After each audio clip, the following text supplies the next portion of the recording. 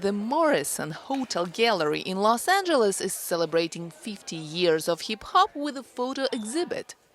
American photographer Bob Gruen is showing his picture of Malcolm McLaren, who was one of the pioneers of hip-hop in the early 1980s. His album, Buffalo Gals, has been sampled by more than hundreds and hundreds of hip-hop other albums that followed.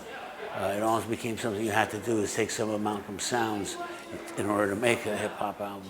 In 1988, photographer Timothy White took this picture of the not yet famous rapper Jay-Z. It's a voice, it's a clear voice of a generation, of a culture that has become something else. It's become sort of part of musical consciousness. It's become something that's of its own genre, and it's powerful. I mean, there's a whole generation. It's the 50th anniversary. It's 50 years. There's 50-year-olds who grew up only on that music. Photographer Cheryl Fox has been documenting hip-hop stars for decades. She says hip-hop inspires confident women, both in front of the camera and behind it. This is a 2012 photo of entertainer Rihanna, who has incorporated various genres into her work. She's good in her skin,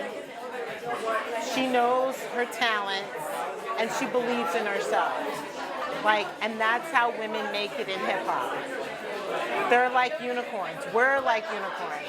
Even people say to me, oh my God, you captured all these people in this male-dominated space. And I'm like, yeah. And they're like, you're a unicorn. But we know who we are as women in hip-hop. Celebration of the music and the art it has inspired continue throughout 2023, marking 50 years since music scholars say hip-hop was born at the party in the New York borough of the Bronx in 1973. Genia Dulo for VOA News, Los Angeles.